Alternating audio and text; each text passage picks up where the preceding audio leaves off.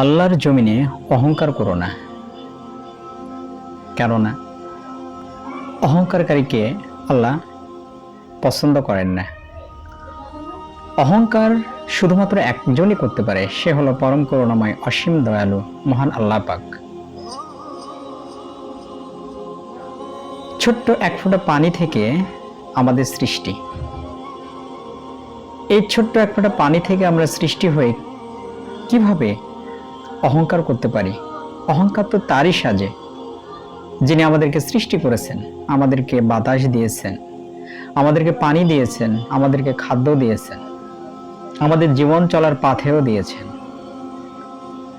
অহংকার তো করা তারই সাজে যিনি আমাদের সৃষ্টিকর্তা, যিনি আমাদের সবকিছুর মালিক, যিনি আসমান জমিন আকাশ বাতাস মাটি পানি বায়ু সবকিছু যার ইঙ্গিতে পরিচালিত হচ্ছে।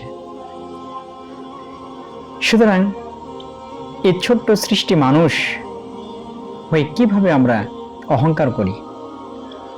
তাই সর্বক্ষেত্রে অহংকারকে পরিহার করুন, কারণ অহংকার মানে হলো সবচেয়ে একটা গুনাহকর কাজ। অহংকার মানুষের অধঃপতন ঘটায়।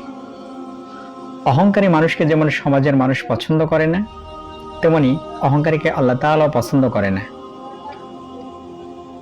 সর্বক্ষেত্রে অহংকার পরিত্যাজ্য। ধরুন আপনি একজন বড় মাপের মানুষ, আপনার জ্ঞান আছে, আপনি বাড়িওয়ালা, আপনি টাকাওয়ালা, আপনি অনেক কিছু আছে আপনার।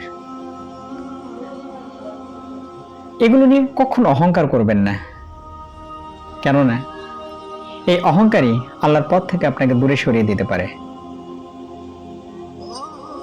তাই সর্বক্ষেত্রে অহংকার পরিত্যাজ্য। অহংকারীকে যেমন সমাজ তথা রাষ্ট্র মানুষও পছন্দ করে না, তেমনি আল্লাহ পাকও অহংকারীকে পছন্দ করেন না। তাই আসুন আমরা সর্বক্ষেত্রে অহংকারকে পরিত্যাগ করি।